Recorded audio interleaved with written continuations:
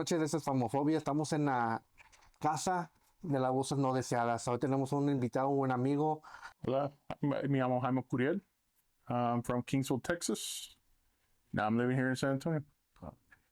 Uriel y yo nos conocemos ya de un buen tiempo, muy buen amigo de su hermano. Como yo, así como yo, él también es law enforcement, es policía. Nos va a compartir muchas teorías sobre UFOs, o sea, fenómenos ovnis, fenómenos paranormales, que a él de su trayectoria como policía ha experimentado. La entrevista la vamos a hacer en inglés y en español. Su primer idioma es el inglés, pero también entramos ahí, ¿verdad? Un poquito de Tex-Mex. Entonces, ¿estamos listos? Listo. Arrancamos. How you want me to name you? Like Uriel, Jaime, by your first name, Uriel. It's fine. Jaime is fine. Jaime, well, I call you Papi, carnal. We came along for a while, so. Oh yeah. So this is a podcast. It's in regards like the paranormal. We as a law enforcement, like through our career, being exposed, to either it can be UFOs, ghosts, experience. As we conduct traffic stops, sometimes, we can encounter anything. Absolutely. But you have been. I mean, I know you work in the area in Zapata. I mean, you Yes. worked in Zapata before, right? Yes. So can you share a little bit of your experience as a law enforcement? So I started back in 2001. I got hired by Zapata County Sheriff's Office. Ziggy Gonzalez was the sheriff at the time. I went to the Academy A01 there in Laredo.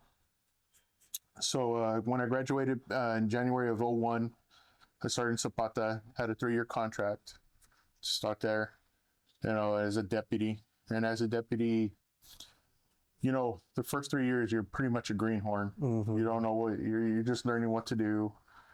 And I was young, I was 21 years old when I got out of the academy.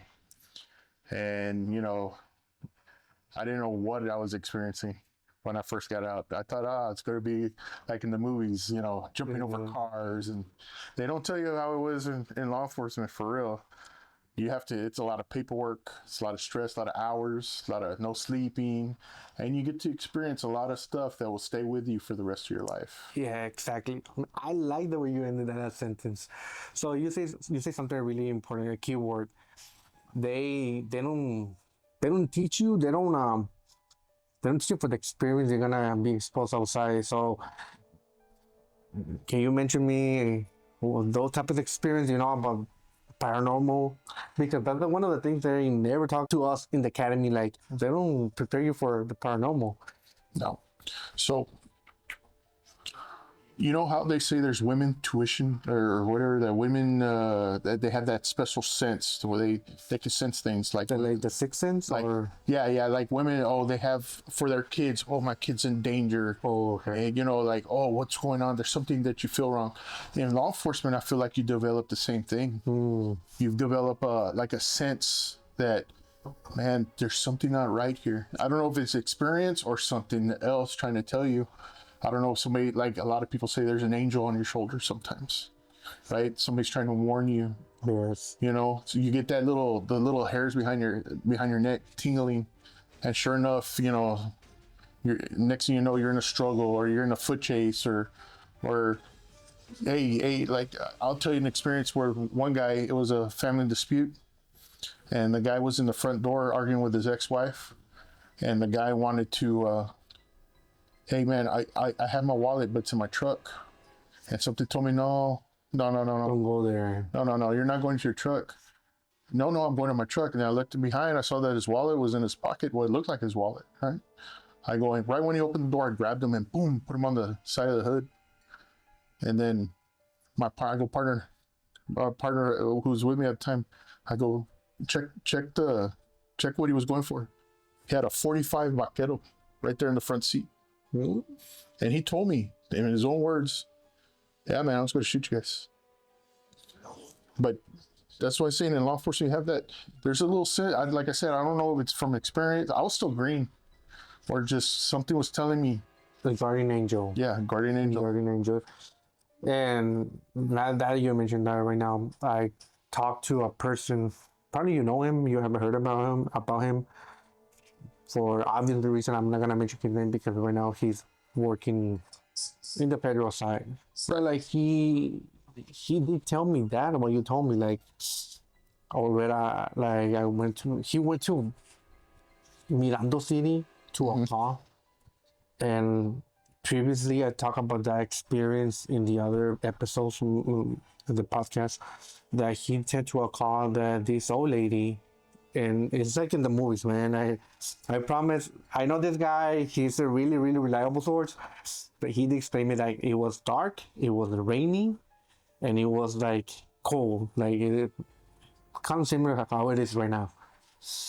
But he went and attended a call, and this lady said like, "Hey, I don't want to be, I don't want to make a big deal, but like, there's a young kid over there inside."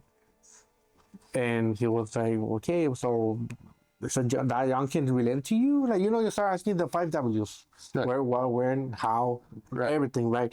So you try to get the information, do the process elimination. So he started asking, "Do you know the little girl? No, this related to you? No. So okay, let me go find out." So the lady was, "It's there. It's in front of you." I don't see anyone. But like you said right now, that hey, something is telling me. I feel something. If somebody is here in this room, it's only him and that lady in the room. But he was telling me, I know there was a third person in the room. So it's like, you know what? I'll play along. How we call the people, like they're like stuff like 96ers, right? Right. So it's like, she was 96er. Like, for people that don't know, the code 96 is they refer to a person that is mentally, Mental health issues. yeah. I don't want for YouTube to ban me, like, but yeah.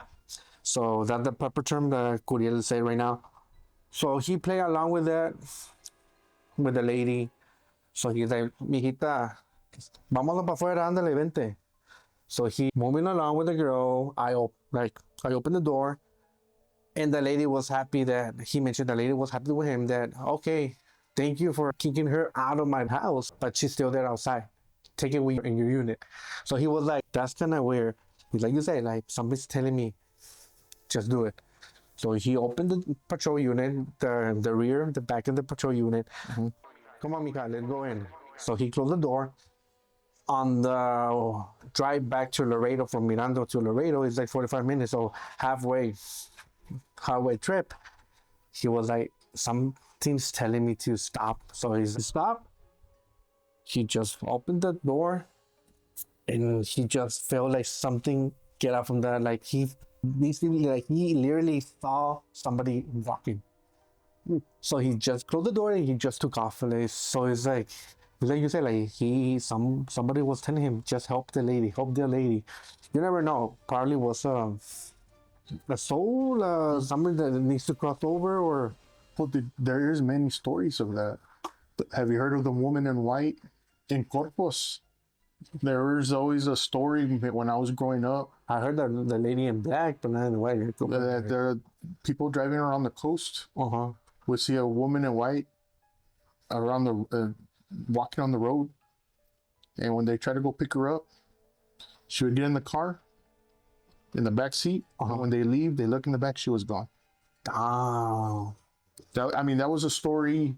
That was like the story there in Corpus, the like Oronas and all that stuff. So she's in the middle of the road asking for a ride, or She was on the side of the road. Side of the road. Yeah, so people would stop. Like, this is when I was like in the 80s. Oh. You know what I'm saying? Like in the 80s, early 90s, you hear these stories. Because recently I heard a story that happened similar to that in Mexico. Monterrey, around that area over there. And actually there's footage about that video. Really? Yeah. So let me put up the video.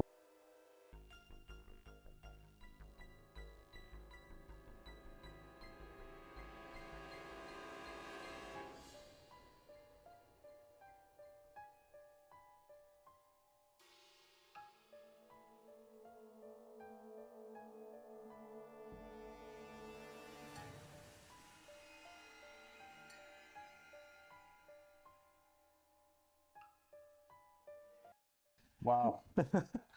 But you see, like, the lady was there, and do you see any facial expression on her face? It looked like an actual dead body, like.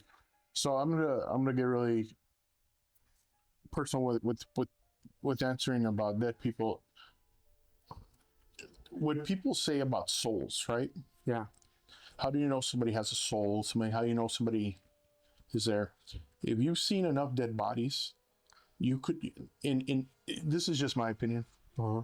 The amount of dead bodies I've seen I believe, is quite a few. And to me, you could, once you see a body, Mm-hmm.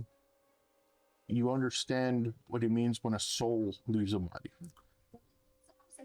So you think that look like it has no soul? It's just like a recipient. Like it's just in purgatory. Like you don't know doesn't know what's going on. What's going on? Yeah. And like there's theories about spirits, about they have unfinished business, or something bad happened to them, they can't rest, or it could be a number of things. What I believe, or what I've seen, the only thing I know for sure is what I believe is when a person is there, something does leave. Mm-hmm. Something is gone. Where it goes, I don't know. It could that could be one aspect to it on that video. I don't know. Do you heard that? And I'm agree with what you're saying. That what caught my attention the first time I watched the video. That there was no reaction. I didn't analyze in deep, like how you're saying right now, that it has no soul. But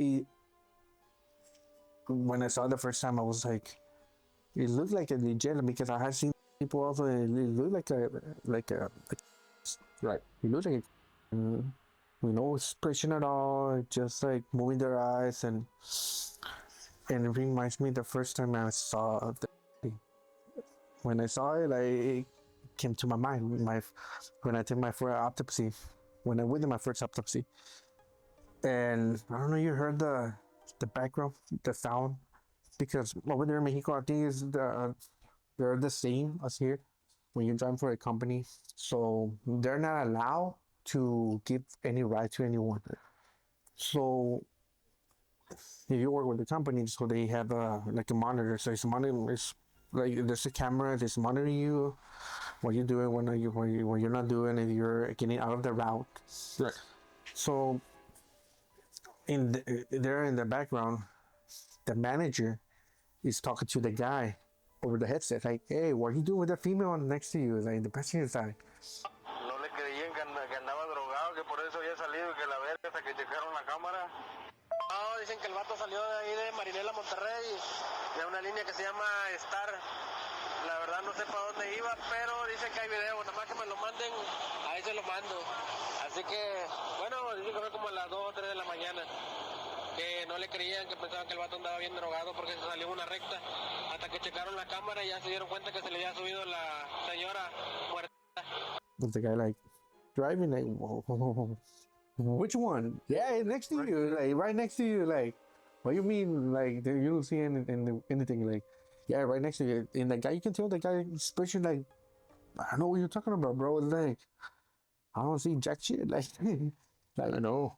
I mean, the video. Oh God, can you imagine that? Somebody. I don't know. I don't know. I don't know if you're familiar with a lot of horror movies. Uh-huh. One of the creepiest things I ever seen was When a Stranger Calls.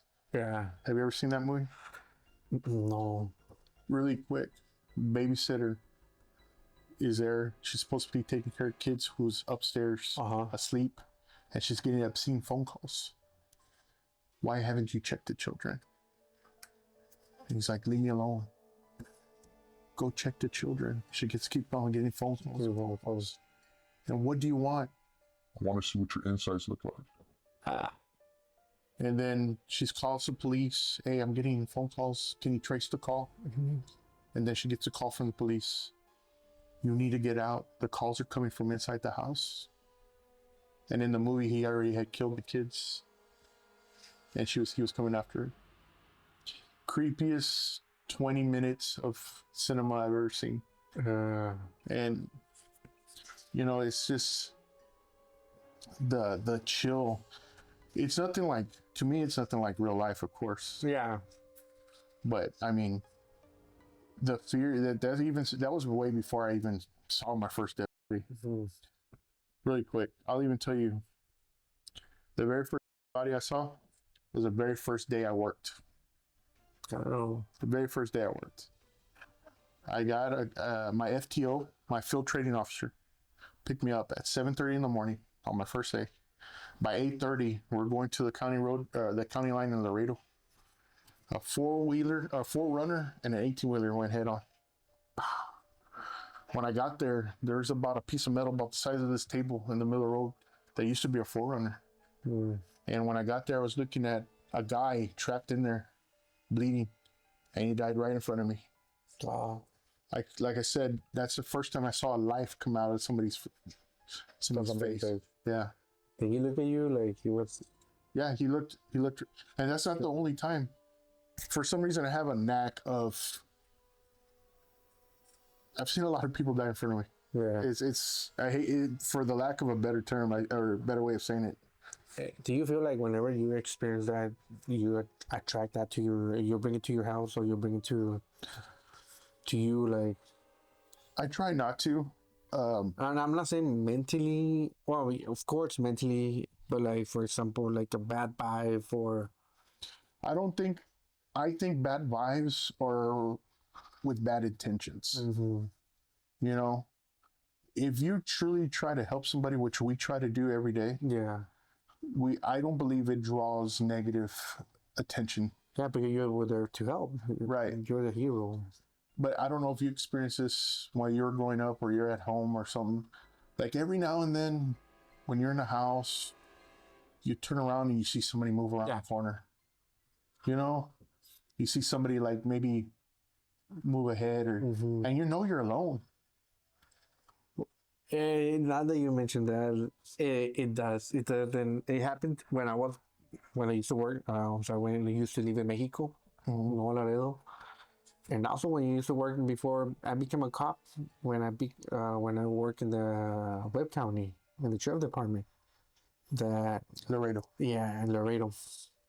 So right now you mentioned that you don't bring bad vibes because you're there to help people, to support people. So you don't bring it to you. Like, that's a good thing that you mentioned that, because this is the context about this. So is you the police officer that you're there to help and protect. Why I mentioned the jail facility, because when I worked there, in jail where we have killers, all type of. I'm gonna edit that word because we cannot mention it, but like all the type of people that are in the jail, they take away the life of innocent people, like kids, old people. So they bring the bad vibes. Right. And I heard it before, and I seen it before during my time at the Wake County Jail. That I would see the inmates praying. When we call them when we shut down the lights so they can go to sleep.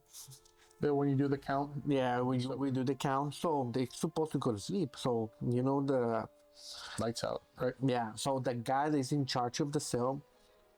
So boss. The boss, man. The boss, right?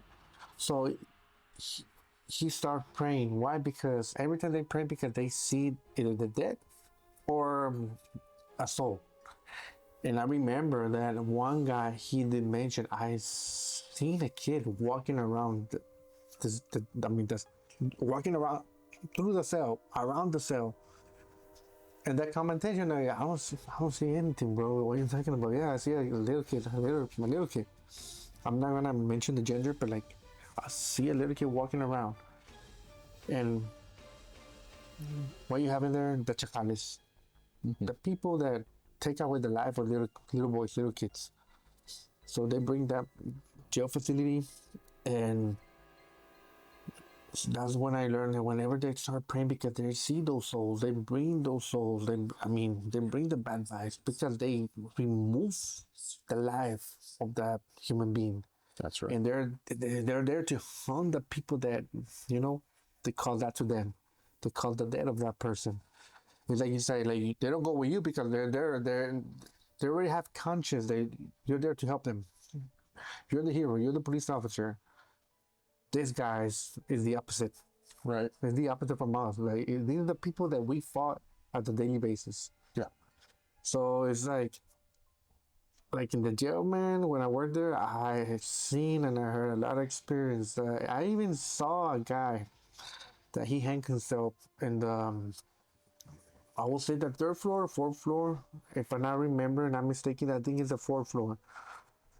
At that time, we have to sign some papers. So each inmate, either they're taking a medication or they're going through something.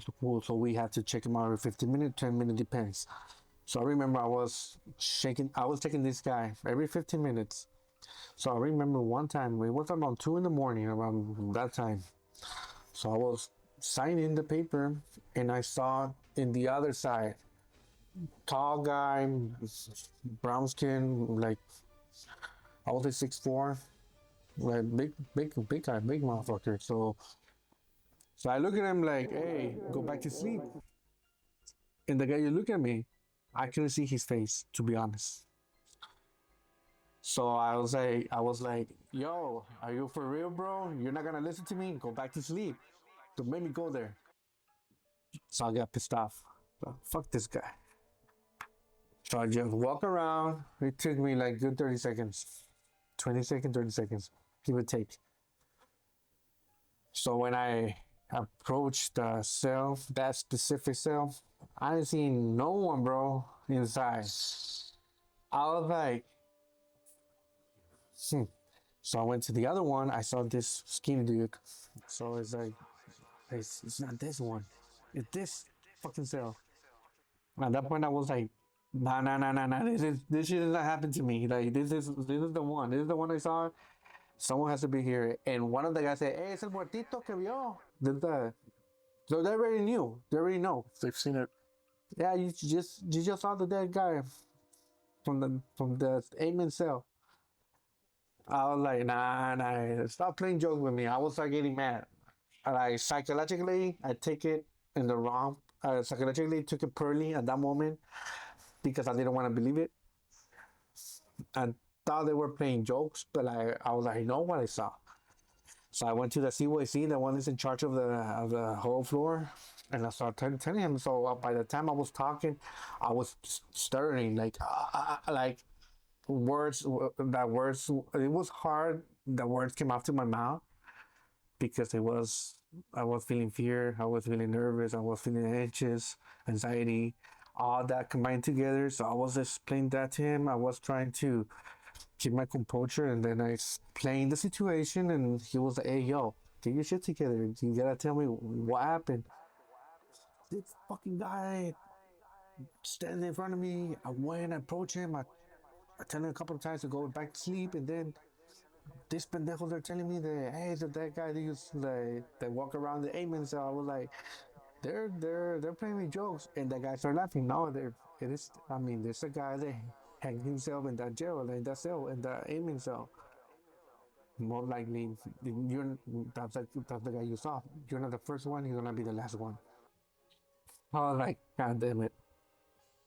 So like that, man, like it's like I said, like those are the bad vibes. They go to that place, and I don't want to wish anyone to saw that. Like it was sticking in my head like for a couple of days, and now sometimes when I talk about that experience, I'm like, Well, let me ask you a question.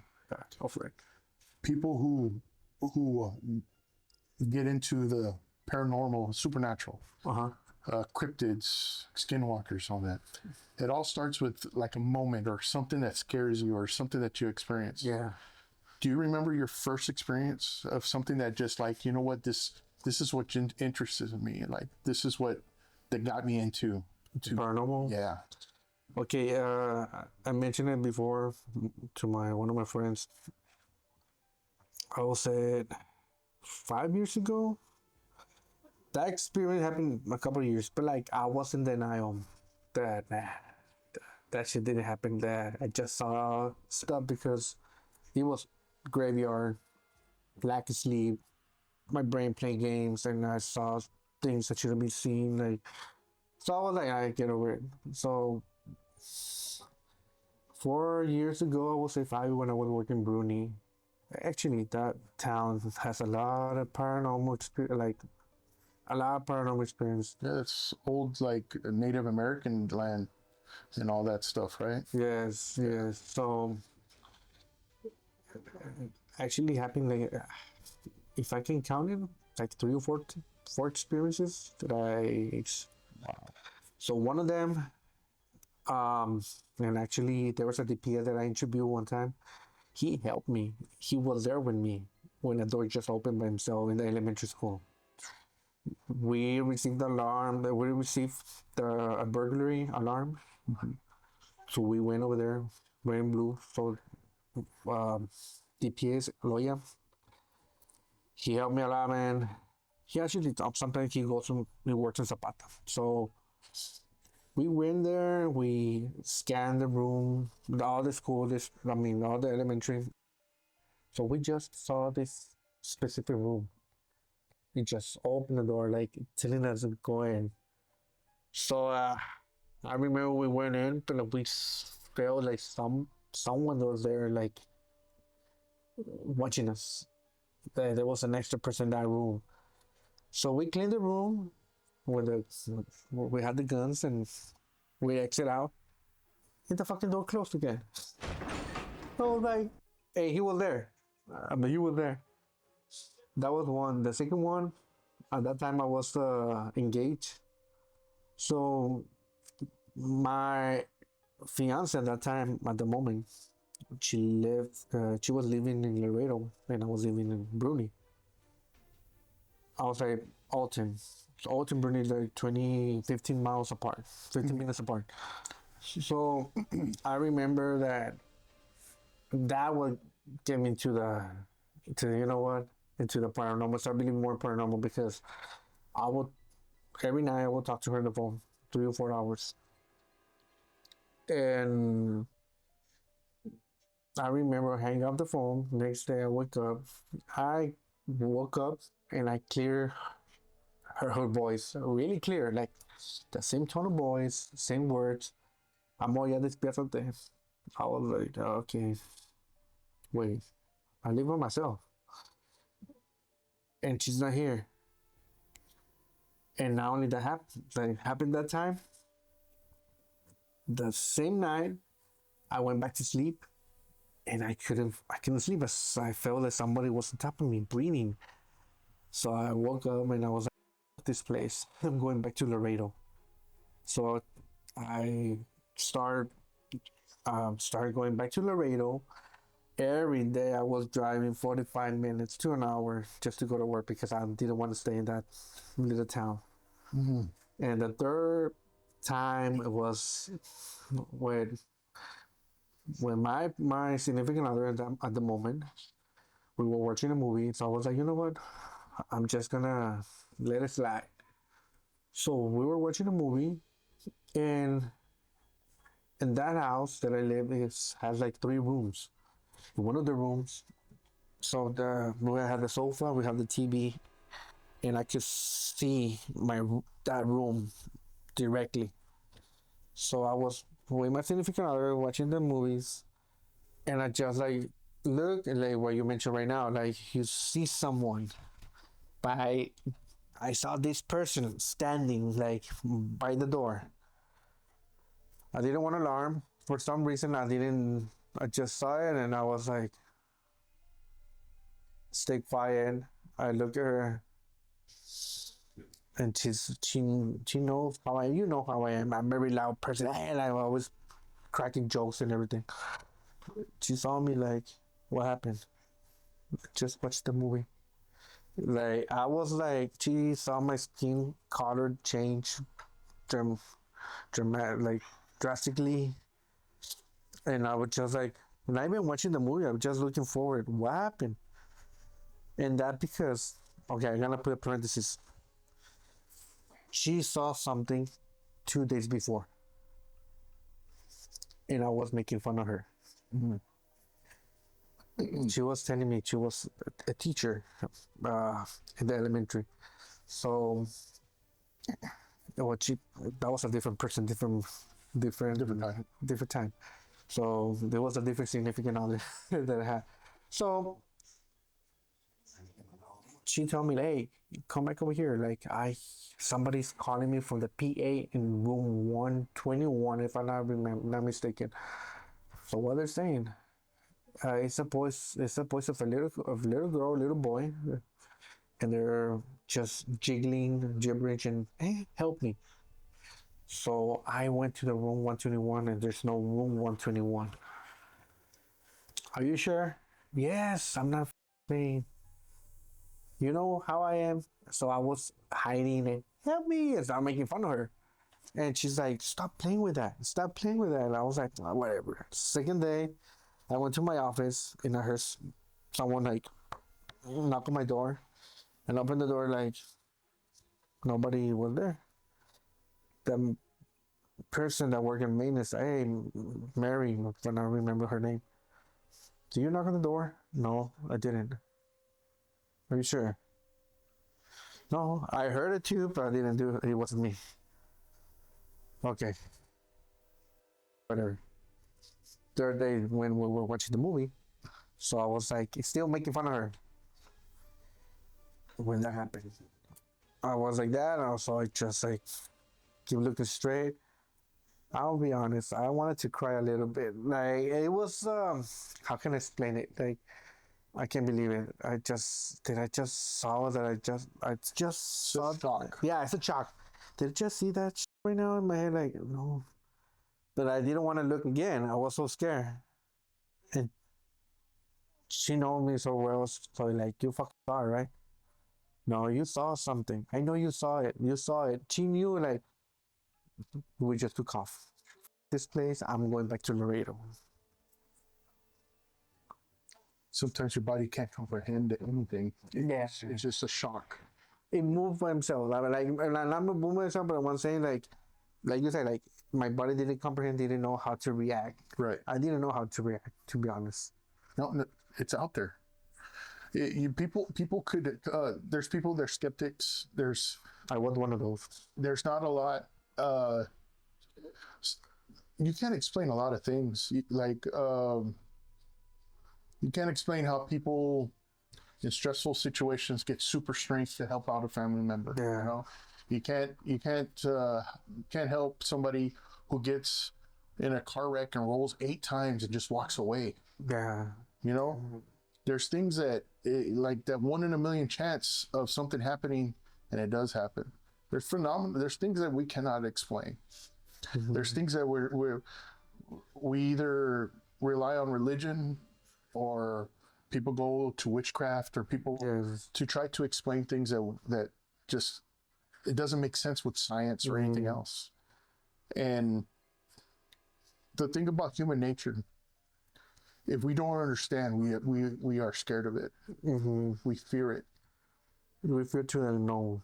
Yeah, we do not work well with things that we cannot put in our little world box. Mm-hmm. If there's something outside that box that we never experienced, yeah, you know, you see.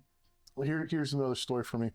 When I was working in Zapata, a lot of things happen in Zapata, right? Oh yeah, it's in the middle of nowhere. You know, it's 45 minutes to Laredo, another hour and a half to Rio Grande and all that, right? And then to Heveron's another hour. It's right in the middle of the monte. You know what I'm saying? I always enjoy the drive through Laredo to Zapata. I enjoy it, but there's a part of Zapata that, oh my God, I don't want to go through there. San Ignacio? Yeah. Yeah. Yeah, no, it's even San Ignacio, you know, they have their cryptids and weird things, like they have a Black Panther there. Yeah. You've heard about that? Yeah, you see, everybody heard about the Black Panther there, right? So everybody has their stories and they try to comprehend it. But like, so one time I was patrolling at night, And every once in a while, I'll patrol in the graveyards and go in the graveyards. The gates were open. I would go see if anybody was in there. Sometimes I catch people drinking in there or something like that. One day I just was there, parked. It was a cool night, so I had the windows down. And I was there, and you work your overtime. Sometimes you're like kind of dozing off. Yeah. Promise you. I was there, my hand hanging out the window, and I felt somebody go. Oh my God. Just touch my arm. Whew. You do this. And what do people do? It's like, some people panic, some people do this. Me being me. Hey, let me rest. Yeah. Hey man, I've been working a lot of overtime. Playing cool. Yeah. I feel that you can give things strength with fear, if that makes sense. Mm-hmm. If you fear something and you acknowledge it to the point where it gives it strength, it will have overpowered you. It would like, I think that's how you invite como dicen, not only the devil, but like demons. Yeah. And you invite them in. Yeah, they want to see a reaction. Yeah, like That reaction. They want an opening. There's an opening to come in. A lot of people think Ouija boards are an opening. Oh no. Tarot cards are an opening. And then that spirit's with you the whole time. Yeah. Sometimes it's you contact people you love, but sometimes you get something else. And right now that you mentioned that, you mentioned several things. One of them is that it's really important, man. You throw in some real facts, man. Like I liked it. I liked this interview. So you did mention a lot of things, several things, like that. One of them that open the window or you open the door to different dimensions, which is you brought the Ouija board. Mm-hmm. The other one is that how you react to that paranormal activity that somebody touched you. You're like, hey, bro, you know what? I've been working a lot. And it's not the first time that I heard it from you. I mean, right now I heard it from you, but I heard it from several people that they mentioned that, like, you know what, bro? Let me sleep.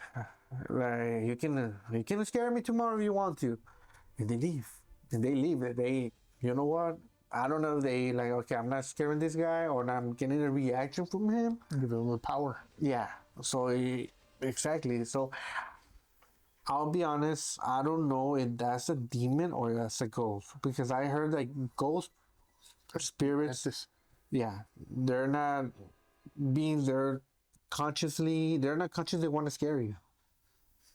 There's a word, a term in Spanish, like, no son seres pensantes.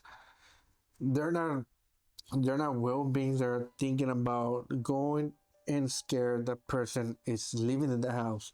Sometimes they don't know they're dead. Sometimes they don't know they're a ghost. They're just living in a cycle. Demons on the other hand, they know what to say.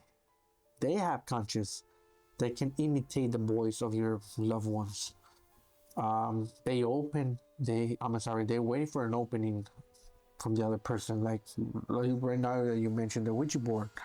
I know your son is watching this. Don't play with Ouija boards. Yeah, so no, don't do it, Logan.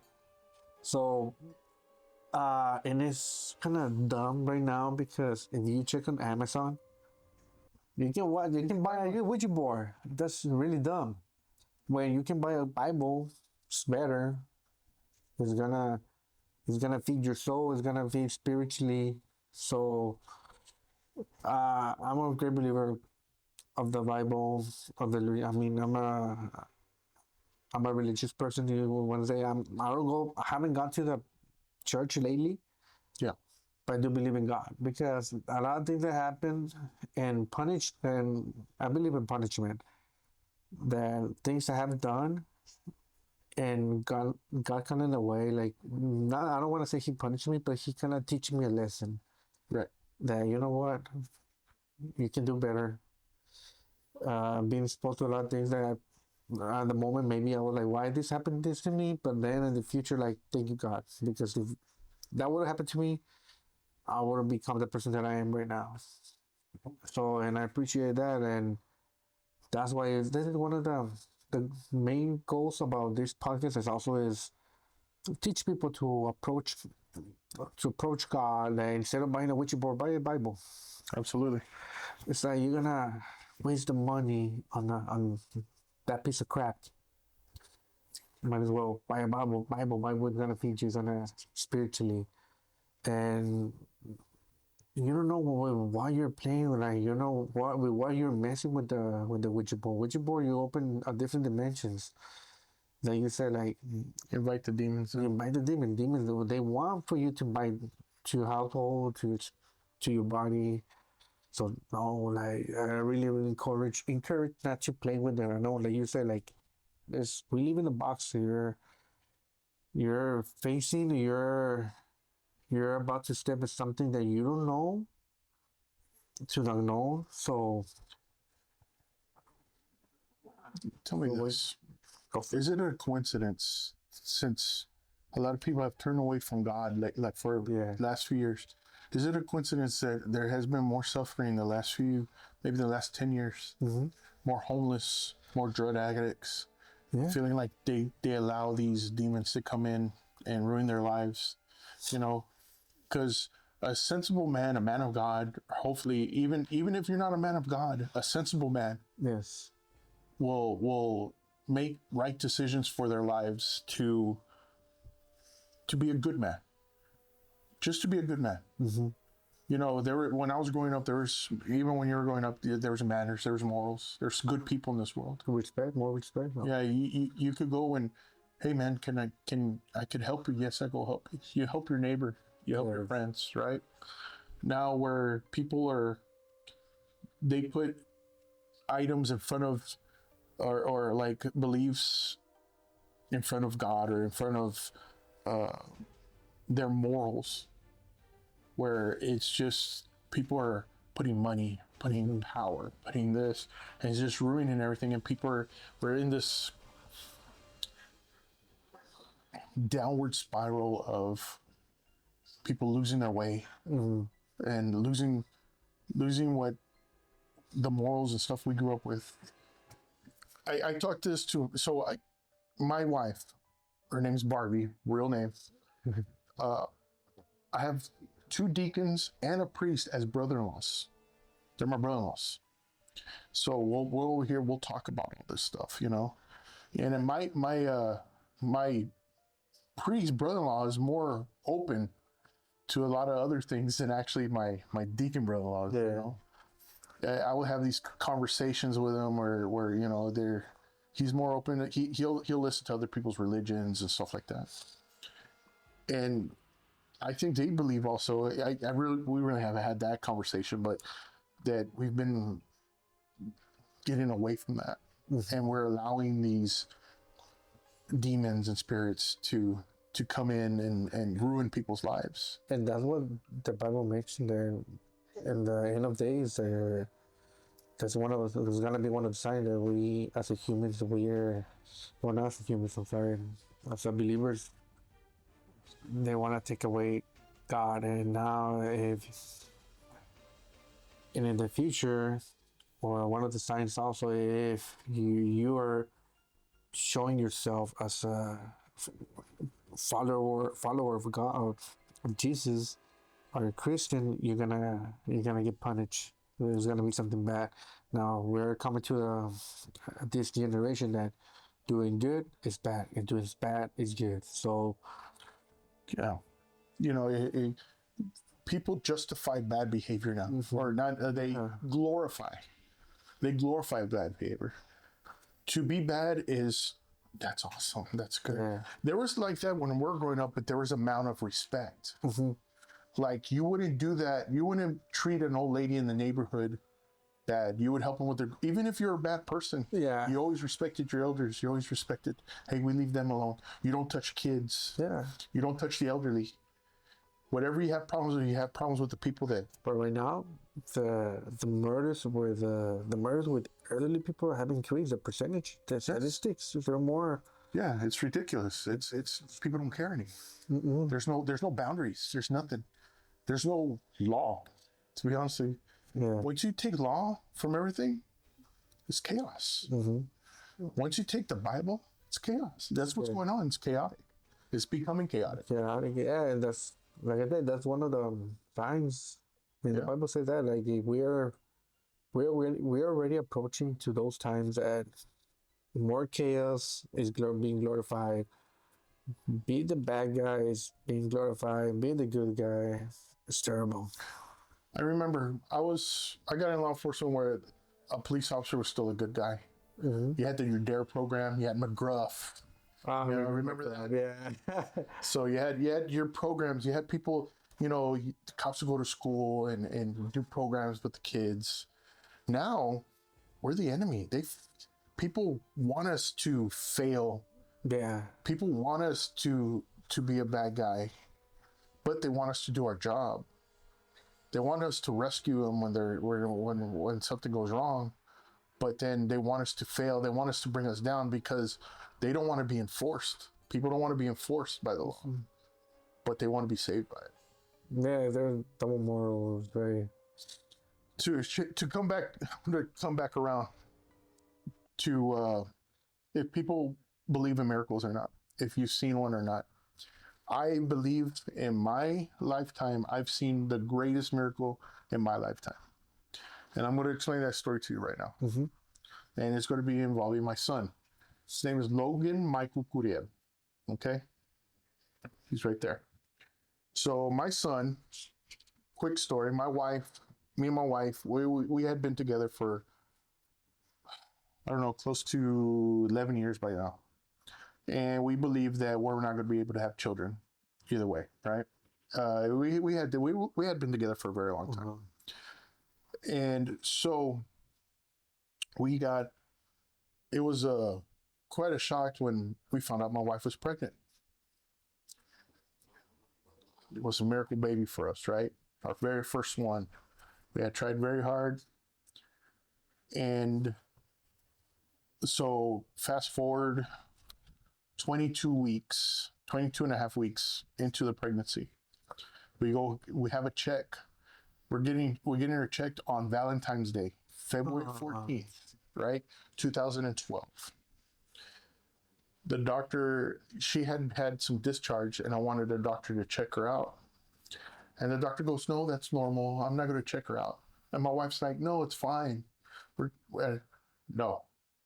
Something, like I said, you develop that sense. You develop that sixth sense that's telling you there's something wrong. So the hair behind my head tingled. I go, no, ma'am. I want you to check her. And my wife thought I was rude, but I was like, no, check her. Yeah. So she went and checked her, and all of a sudden I heard, oh no. I go, what do you mean, oh no? My wife at 22 and a half weeks was already dilating. Oh. So she sent us to a hospital, right? She sent us to a hospital. Our doctor cut us loose. She was not our doctor anymore because she had this amazing birth record. She had 100% birth record. She thought that my son was not gonna make it. So she went like this. That's your problem now. So in the hospital, they gave us, this is what the doctor came up and told me. You're gonna have your son. He's gonna die in your wife's arms. And that's it. I told him, you're not gonna try to save my son? They go, if there's some miracle, mind you, that was a word. If there's a miracle that your wife could hold him for 2 weeks, maybe he'll have a chance.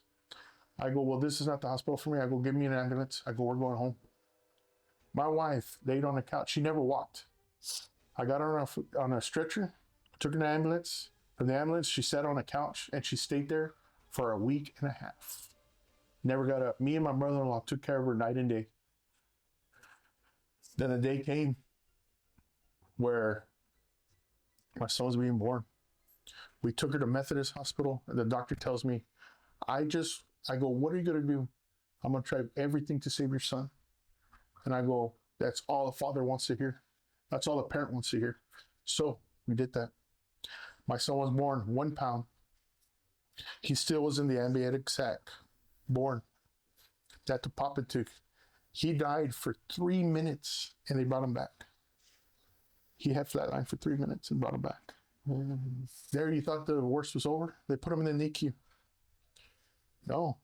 2 or 3 weeks later, he had something called neck, where his intestines were dying. Oh. The doctor came up to me and goes, I'm going to be honest with you. He got a 15% chance of living. Now, here's the miracle part. I know it's a long story, but here's the miracle part. This is a miracle part. First, my son was going in for heart surgery. They had to close his heart because when you're born, your heart's open and you have to take your first breath, and it closes, but he couldn't take his first breath. Wow. He was so early, his ears were down here and he was transparent. You could see through his skin. You could see all his organs through his skin. So he couldn't do that. So when they were operating on him, they realized he was sick. About 20% of his intestines had died. And here's the miracle part. And the doctor came up to me. He goes, all the doctors that we need to do the surgery are in this hospital. And they're in this hospital by a miracle because they're never together. I have prayed to God. I had prayed to God since my wife was in the hospital. I prayed every day. That's why I prayed to the angels. I prayed to God. His name after the archangel Michael. I prayed to him, the officer angel. I prayed and I prayed and I prayed. And here it is. Here's the moment where every prayer, everything that I ever skepted about religion, about everything, it went away. It went away because that's the day my miracle happened. My son went to the operating table with 15% chance of living, and he made it. Removed his intestines, most of it. He was in the hospital. He was in the NICU for 4 months. Now, today, he's 13 years old. He's taller than me. Yeah, well, he's taller than me too. And I'm going to say this before anything else. A father's dream, always, when you have a son, is for his son to look up to you, to be his hero, right? Mm-hmm. I'm going to tell you right now, in my case, it was opposite. Everything my son went through, he became my hero. And there is nothing I will not do in this world for my son and my daughter and my family. I will throw trash. I will lift rocks. I will work with a broken leg if I have to. Mm-hmm. Because in my eyes, this kid, if a young child born could fight for his life like that, then there's nothing I shouldn't be able to do for them, right? And that he became my hero. He became my inspiration. And he was my miracle. So when you say about miracle babies, about God and stuff, take that story, and it's a true story, that everything had to fall into place for him to be alive here today. And it was less than 5% chance that everything had to go right. And he made it. Man, that's a beautiful story, man. Logan, give me a hug to you, brother. Come on, so. Oh, by the way, this camera died. No, man, don't worry, man. Oh boy. Thanks. That's a beautiful story, man. And like I said, that's God working, man. Absolutely. God, you pray. And man, that's I don't want to talk bad. I don't want to talk bad about the doctors. I know a lot of people that are doctors, but come on, they need to be more empathy. Show more empathy, more. Come on, man. I know they see that as a daily basis. You become numb. Yeah, even as police officers, you become numb. You become numb, but still, how many times you caught yourself in that? The numbness that you're here we go. You thought about it now, but what would be in that position? So you play yourself in that position. So you know what, man? Let me see what it can do. And sometimes that you say you're right, we become numb to that all over the time. Something happened. Here we go again. And then you call yourself. It depends on the person, but that happened to me sometimes. Like I'll go like, but you know what? I'll start thinking, what if that person is asking for my assistance? That could be my mom. That could be my dad. What if let me do the extra mile? But like we forget about that sometimes. And like when you told me that story that you shared with me about Logan, it's a beautiful story, man, because you proved it wrong. Not you, God. Like, okay, I feel like that would happen. Like that would happen. Like, you know what? I had the final say so. Mm-hmm. You had your faith. You were praying. You had your heart in your hands.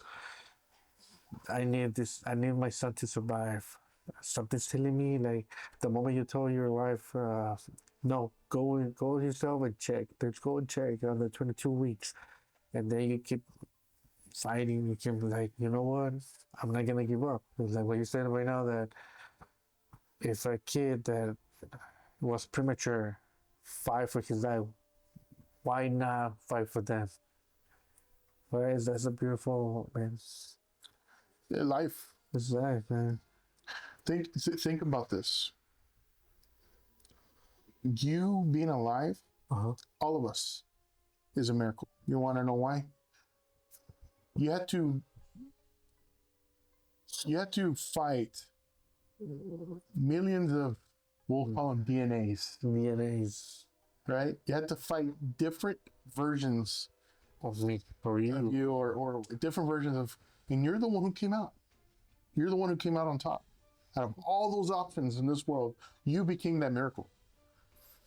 So when people don't understand miracles, people understand there's stuff that we still don't get. I mean, there's still stuff we don't understand. There's still stuff that we cannot explain with science. And like I said, it scares us, right? Yes. It scares us, but I mean, that's why we do stuff like this, right? Mm-hmm. So we can understand this. So people, to show people you're not alone. No, you're not. You're not alone on speak out of what your belief is. Speak out of what your interest is. You know. And right now that you mentioned science, that science already have a proof. Well, not a proof, but that they don't have a written explanation of who created the universe. And they also already approved that there's a God.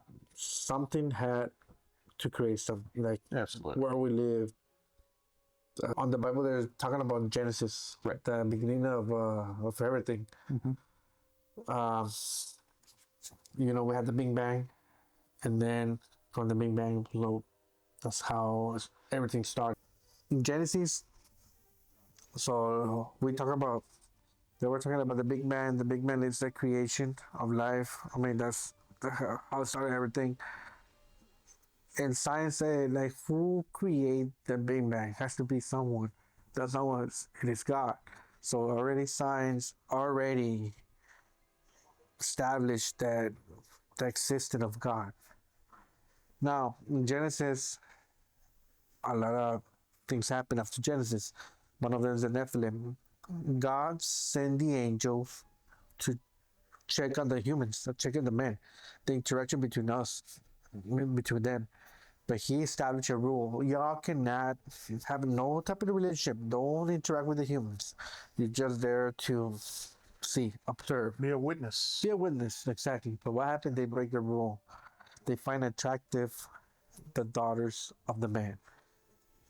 I heard that in Spanish a while back ago. I didn't know what it meant until once you get old, you get more experience. But in Spanish, they will say like something between these lines. Encontraron la mujer del hombre más atractivas. Now it makes sense. So out of that breed came the Nephilim, the breed of the angel and the human. But what happened with that breed? The Nephilim are giant. I don't know how you read the descriptions. They're giants. They're strong, 7 foot, the shortest one. But they're not mentally. Of course. So there's numbers of stories, David and Goliath. Nah? Okay, there's a number of stories. There was a giant king in Egypt at one time. Yes. I'm not gonna butcher nobody's name or anything, so I don't really recall. You know, there's people that there was a herd of giants. Even Native Americans have stories, and that leads into your Bigfoots and your of giant people and giants living on the earth. So, And they say that God that they erased from the face of earth the giants. He's in the wrath, like he got mad, like he's God's wrath, and he disappeared. They supposed to disappear all the giants. think about this. There is a time in history where people cannot explain, right? Think, like, you know about the Egypts, and then like the Egypts where we have the pyramids, right? Yes. We have the pyramids and we have all this stuff. But I feel that there was a gap where people disappeared. Things that you had your giants, you had your supernatural beings, and you had your things, and then what happened to them? Yeah.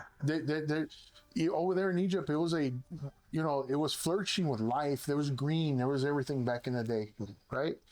And then all of a sudden, Disappear. from Egypt, from that time, and then all of a sudden you get to like the Wild West. You get, people start, society and civilization builds up again. Developing. But it builds up again from what? There were cities with sewers. There were cities with government. And then it just vanished.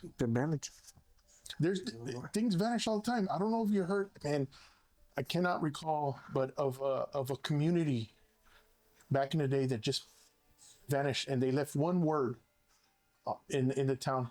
Over 80 people disappeared. They don't know what happened to them. You got to look that up.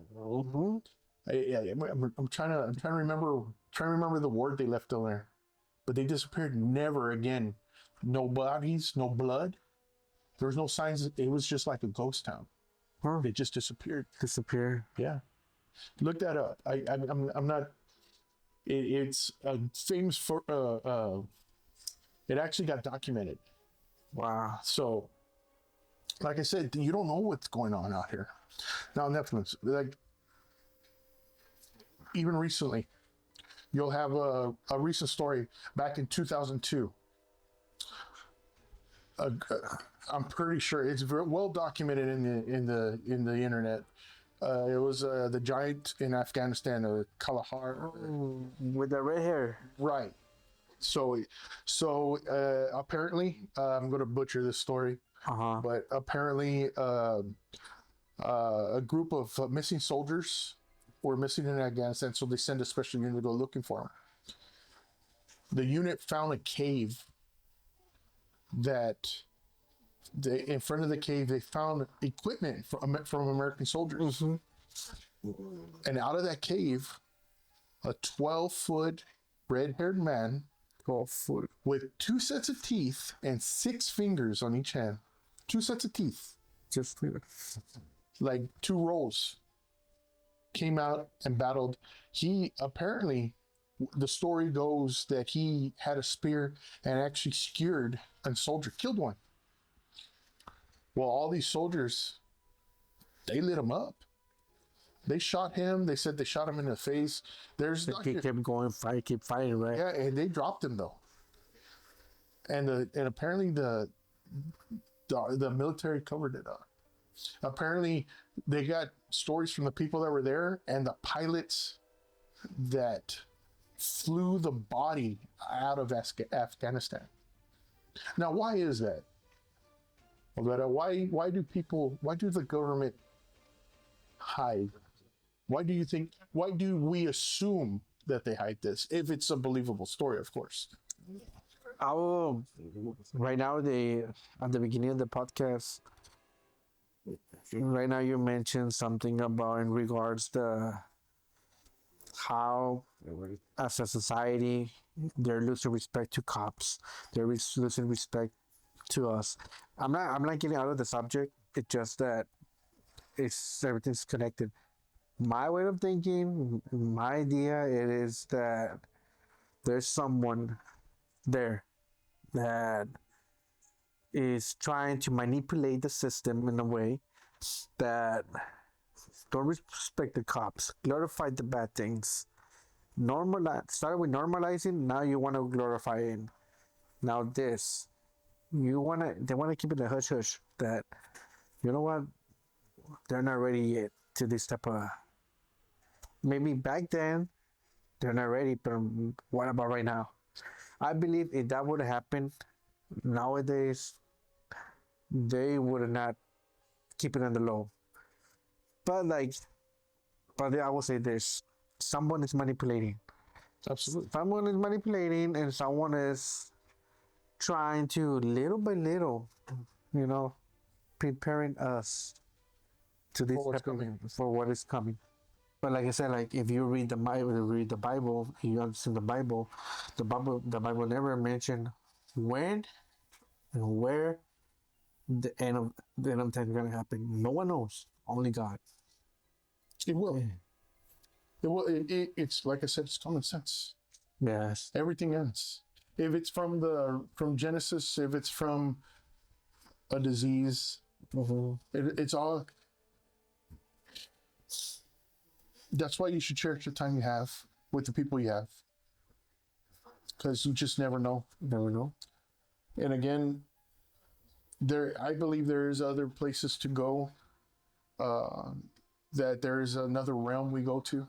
It's not over when we go. Just by, like, as we talked about spirits and people who roam this realm, who want to still be connected to this realm. I believe we recycle, we reborn again in a different body. I believe it's a choice. I believe you get a choice to come back, or you stay where you are, with the people that you want to be with. I heard that before. I heard that this is the theory that I heard. That I heard, and it's similar to what you mentioned, that you see your life before you decide to start over in a new life. You see how you're gonna die. You see all the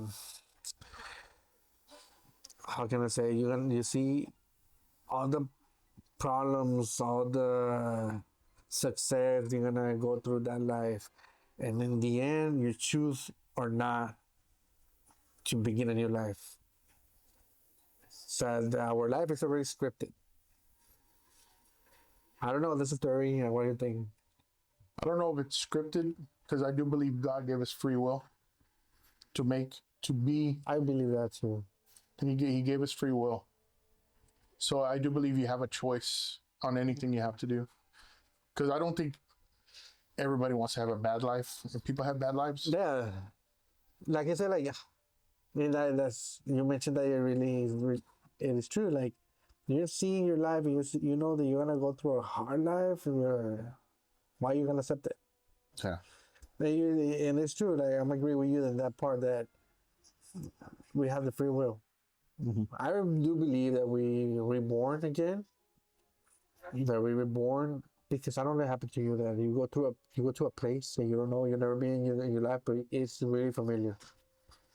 It's like, I've been here before. I don't know how can I explain it, but I know I have been in this place before.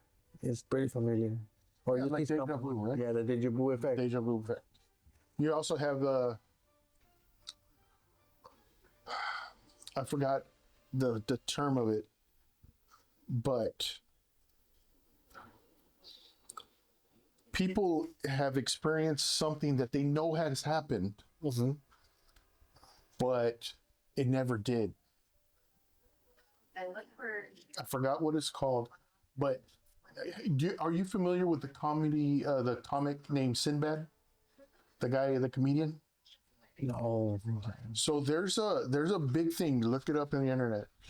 That everybody saw a movie that this guy played a genie. He played Shazam. Oh, okay. Never did. He never did. Mandela effect. Mandela effect. The Mandela effect. Yeah, that's what it is. But that happens to. I do remember them watching that movie. But it never happened. How? He said himself he never did a movie as a genie. Never. Shaquille O'Neal, right? No, not Shaquille. Not Shaquille. Sinbad. Sinbad. But like who? No. Why is that Shaquille O'Neal? My bad. I'm sorry. Well, Shaquille O'Neal did play Genie, I think. No. But I know what you're talking about that movie. Yeah, he never did. The Mandela effect. I do remember watching that movie. Then I heard it after like a couple of years. Like he never. I've seen movies where I'm sure that there's a part in the movie, and it never was, but in my head, it was there. Yeah, it was there. I saw it. I remember it like it was like I'm like, hey man, where's that part of the movie? And I'll look for special editions and stuff. It never happened. So like that's what I mean. Things that people can't explain. Like we don't go that far. The Monopoly silhouette, the Monopoly design, the guy. So I don't know. Like I'm gonna show you that. How do you remember the Monopoly design? Where you had the glass eye or the Yeah. Do you remember him having a? the glass eye, right? Yeah. The little one, the eye on it. Yeah. So he doesn't have it. He doesn't have it. I thought he did. So why would he? I mean, I remember having like when I was a kid. I always remember that's one of the characteristics that I remember from him. That Now, this is the trick here. Do you think that it's a mind trick, or do you believe in time travel or time manipulation? Because I got a story for that. I believe I want to so have my balance. I'm leaning more to the time manipulation for some reason. Okay, recent story. This was brought up to me by my wife. My wife loves to hear creepy stories. She's a crime junkie person too.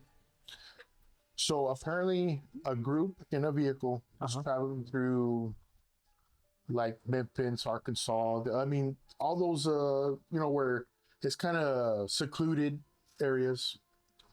Well, one of the passengers needed to use the restroom. So they pulled off to try to look for a restroom, and they found some gas station in the middle of nowhere. Right? So the person got down to use the restroom. When she got out, she saw that everybody in the car was standing outside the car, confused, with a confused look on their face. They looked, and they were staring at a man in the store. When they were looking around the store, they found that the store was almost a throwback. It had 60s, 70s, no, 80s memorabilia, 80s stuff, 80s signs. They had stuff on the rack from the 80s. That stuff that were expiring in 1980 something. And they're like, but it didn't look spoiled. It didn't look like. Yeah. So the guy kept on staring at him, confused. What's going on?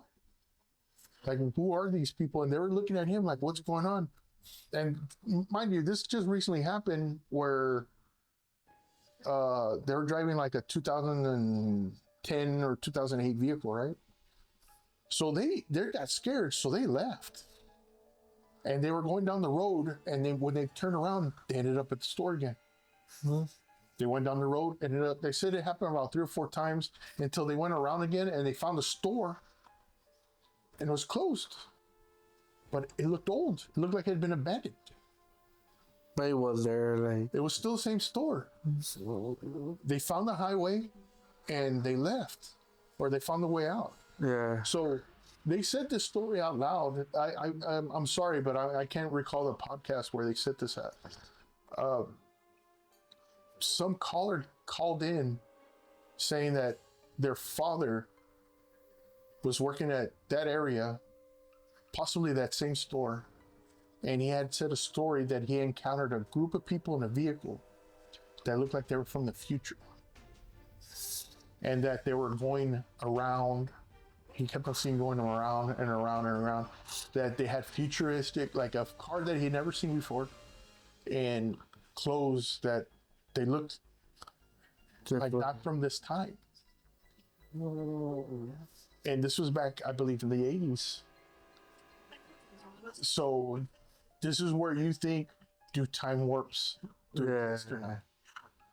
Is there little areas in this world where you can step in and, I mean, Einstein himself said that time travel is possible. He said it himself. He quoted it himself. It is. I do believe it. Yeah, Einstein himself, one of the smartest brains ever, it said time travel is possible. Mi tocayo. Albert Einstein. So, again, it's things that you'll see pictures of people that they have video cameras, and it's the 1950s, and they have a picture of a guy with a cell phone. Okay, so yeah, I've seen that one before. If somebody goes back in time, that's what you call, and does something different, does something that changes the future, which is called the butterfly effect. Any little thing could change it. You could bump into a guy who supposed to step in front of a car and get hit, but you stop him, and he does something in life where it changes the whole aspect of somebody's future. And let me tell you something. What do you think about dreams? Dreams can be very tricky, I think. I believe they could tell you something that's going to happen. Yeah. They could be a subconscious warning or something that is like a premonition, or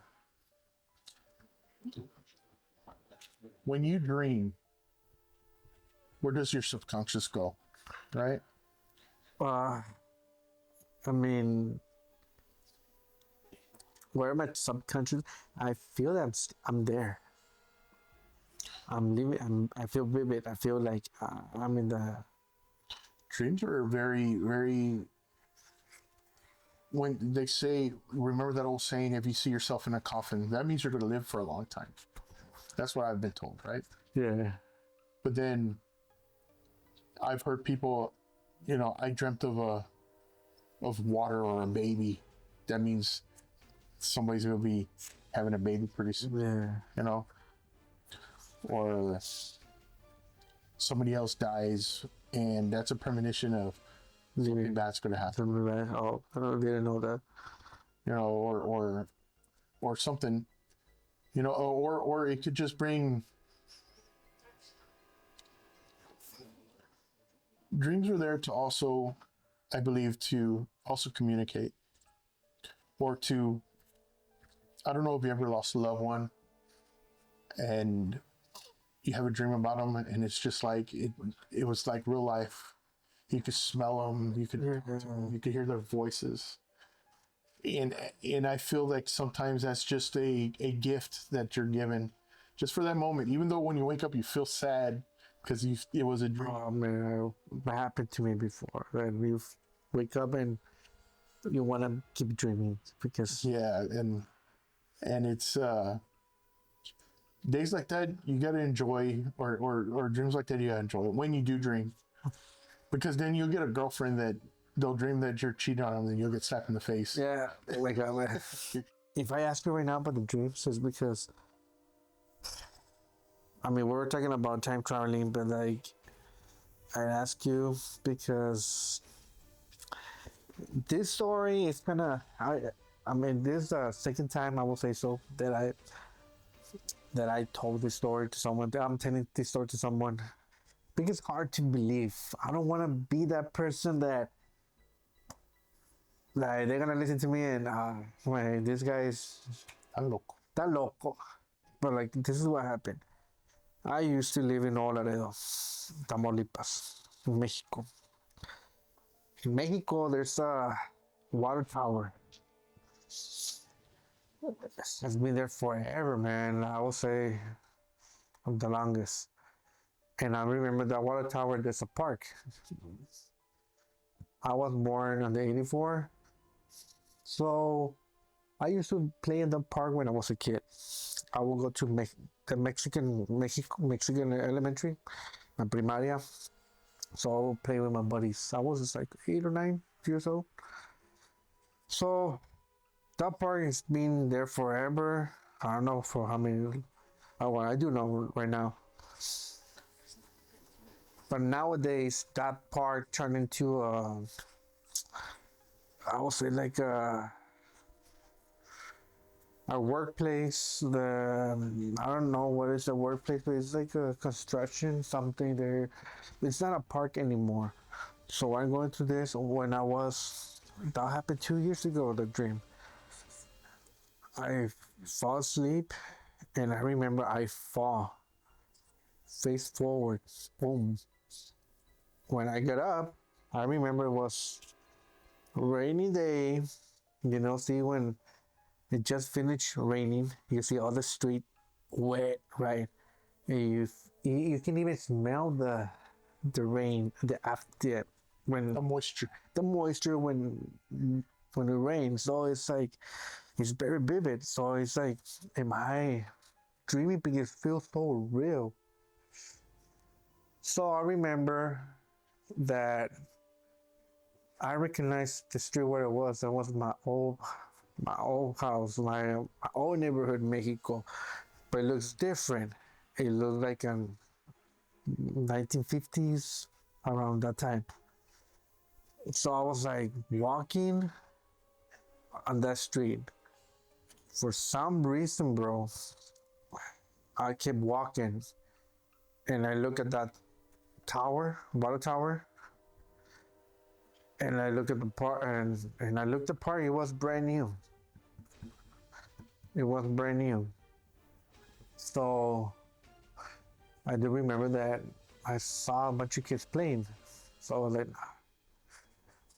so I keep walking, and I remember that.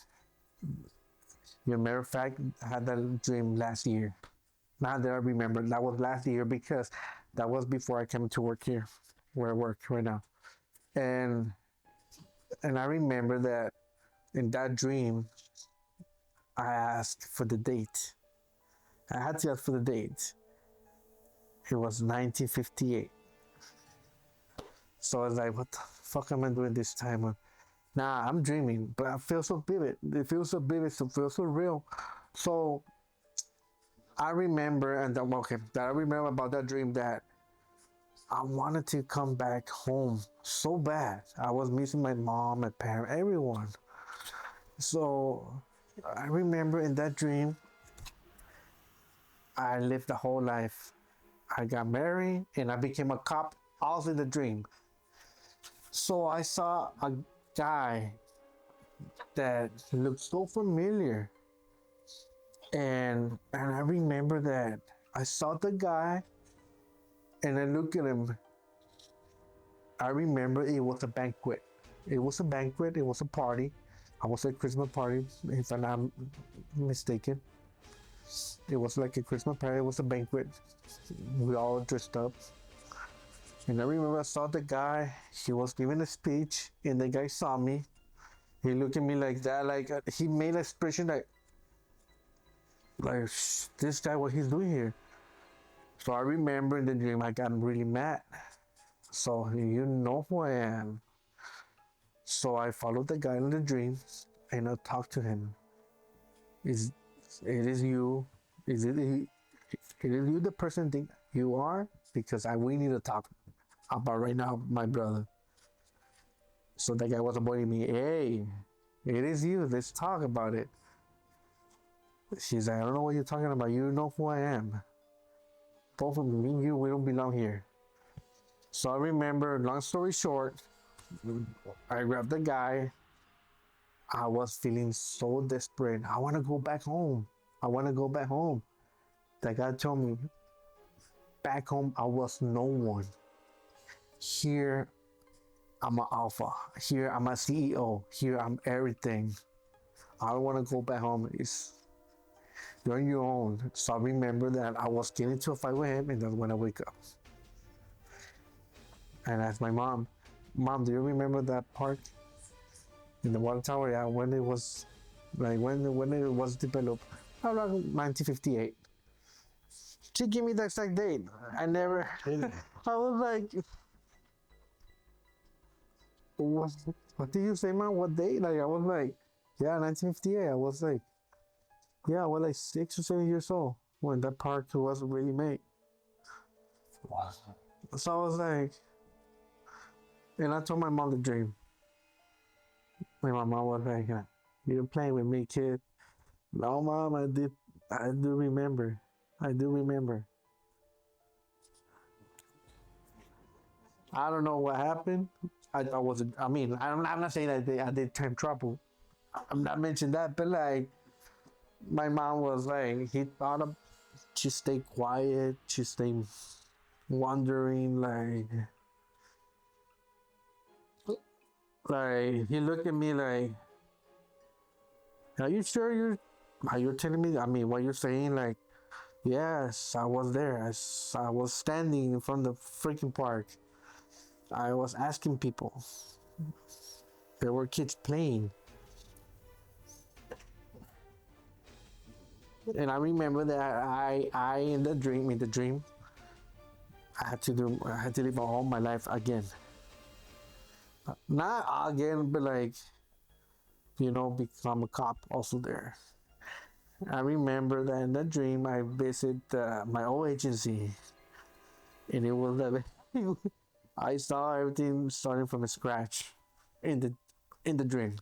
I've had dreams where I live a whole entire life. See, so I'm not the only one. Yeah, I've had dreams like that, where it's just a different life. But you remember your past life. You remember where you're coming from, right? Yeah, it's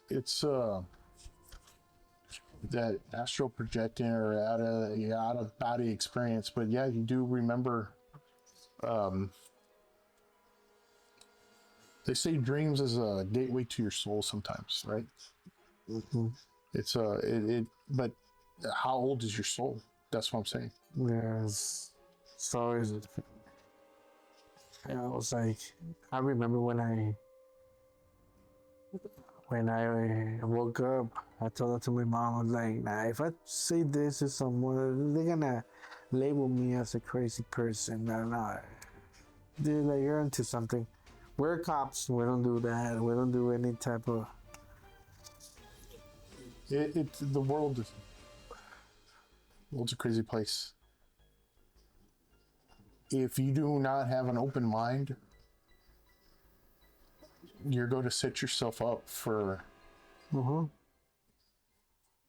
I wouldn't say failure, but set yourself up for disappointment in life sometimes, or confusion. Mm-hmm.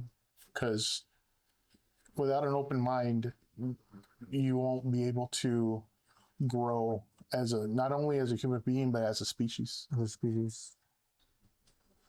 It's funny. I used to make fun of Trekkies. You know what Trekkies are? No. Star Trek fans. Oh, okay, yeah. And I'm a Star Trek fan myself. More Star Wars. I used to be just Star Wars, but I started watching Star Trek. But it's funny how in their world, in that TV show, they got past race and they got past of the importance of money and it was all about the species and how to explore and expand the knowledge of the species, of the human species. Yeah. And it's a good concept and a lot of people want to believe in that, and the only way to get something like that is to have an open mind. Mm-hmm. Even that TV show had like supernatural aspects to it. They would see ghosts and and people who changed, which we call today skinwalkers. Like Skinwalker Ranch. Yeah, have you heard of that? Nah. I heard about the skinwalkers in Mexico. They call it The Nahuals, right? no Nahuals or something. Nahuales. Nahuales, yeah, there you go. They take the form. There are people that take the form of animals, right? That could be most of them. They're like wolf, or any type of animal. Coyotes. I ever heard they take one guy from Veracruz, Mexico, took the form of a pig. Marran. Jabalí, something like that. Sure. I heard it in the podcast. So there's a place called Skinwalker Ranch. There's UFO activities, and they're always seeing skinwalkers there. They have a documentary on I think it's Prime or Hulu about the ranch, and there's beliefs that there's a alien spacecraft there. You know, yeah, it's a big thing. You know, people are going to find something there, and it's in New Mexico. Wow. I don't know if you ever driven in New Mexico at night. No. So New Mexico, it's very dark. There's no traffic lights on the highway. So when you're there, it's the clearest day. It's the clearest sky you'll ever see. The stars are bright, and you can see lights from far away. But you know they're they call them mesas. The hills are flat, like they're like tables, right? And it's like red dirt, right? But I understand why people see UFOs there. It's so dark, and it's so there's things out there that's where they see the skinwalkers. There's so many stories how truckers run into to what they look like. Why they seek for the darkness? The what? Why they seek for darkness? What? Why is it dark? Yeah, no. I'm saying why they always seek darkness. The darkness places. I think it's. Oh. I think people who do that, it becomes a drug to them, and they don't want to be found out. Yeah. People want to do that. They want to experience the change. They want to do this stuff. Yeah. And you don't want to. I do believe there's like societies and there's groups of people that keep things secret. Illuminatis, you know. I believe there's group of people that do sacrifices and they want to keep things secret, you know. But there's so many people in this world today. It's getting harder and harder to keep that secret. So you do it in the remote places where, I mean, there's nothing in New Mexico. There is nothing in New Mexico. You'll drive by a town every 100 miles. And it's an Indian reservation. Now it makes sense, yeah. You know, and you know, you if you want to go somewhere private where you don't want to get found out, New Mexico? Go to New Mexico, man. If you want to, I mean, that's where they have Roswell, New Mexico, where they had the UFO crash. Yeah. And I got a theory about that too. Like, I went to New Mexico one time, and yeah, you're right. Now that I remember, I know why I say no, it's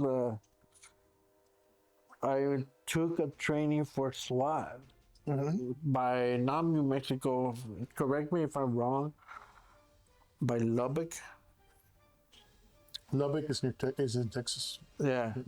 So it was okay. This is the thing that I went to Lubbock for this training. I was already certified, but we had to go to train there for some reason. And the rest of the team, they took off. But my eyes stayed over there, and my friend told me, hey, you're close to New Mexico. It was like an hour 15. Yeah, it's not that far. Hour 15 and yeah, you're right. Now that it is dark. It is dark, man. I went in the daylight, but when I came back from New Mexico to Texas, I got scared. I'm not gonna lie. It was all like mostly desert. We drove to Colorado. Me and my family. Everybody was asleep but me. And I didn't. It was so dark. What about Logan? People experience skinwalkers there all the time. and people that it's been in the Native American culture where they'll get the skin of a bear and they become the bear, right? I believe there is even a scripture in the Bible where they fight some people that they're cannibals that would wear bear suits. You know what? It was they made a movie out of it. You've probably seen it, The 13th Warrior, with Antonio Banderas. Yeah, 13 Warrior. The 13th Warrior. Oh yeah. They made a movie about that. So that was supposed to be based on a true event or some truth to that movie, some way, where they had to fight people like that.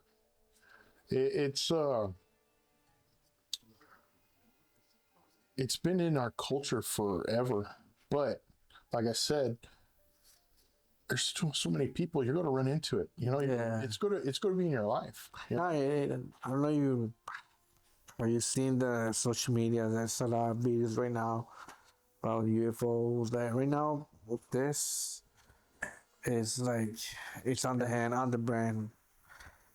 Like whatever happened, like you have the free access, the easy access to capture something and upload it. Like now I do believe it. Why everything is happening? Yeah, it's coming to the forefront. It's coming to the. Before you could see something, but you had no proof. Yeah. Now your phone, that's your camera, that's your proof. It's hard for me I used to believe a lot into Loch Ness Monster and Bigfoot and all that. It's harder for me to believe that now. I still do it in some way or some form because I think the government is involved in a lot of it. Yeah. But it's hard for me to believe it because everybody got. If the military could go to another country and find Osama bin Laden in a little hole, all right, and you can't film a Bigfoot in their backyard, you know what I'm saying? Yeah. And well, actually, there was some meeting that was held 2 years ago, a year ago, if I'm not mistaken, and there was in that meeting there was involved different people that work in the military branches and different military branches that work on the Roswells. in Mexico, yeah. So that they were no longer with the military, but they made a special meeting. They lasted a while, and they disclosed all information about UFOs. That's right. They didn't say like openly that there was machinery, unknown flying objects that believed to the other planet. They never say like that, but they do mention that there's unknown flying objects that was not made by men, that was not designed by man, made by the human nature. Tic Tac UFO. Have you heard of that one? Nah. So in 2017, so it wasn't really publicized. Maybe 19. I don't know if it was because of the COVID or the military. Keep talking.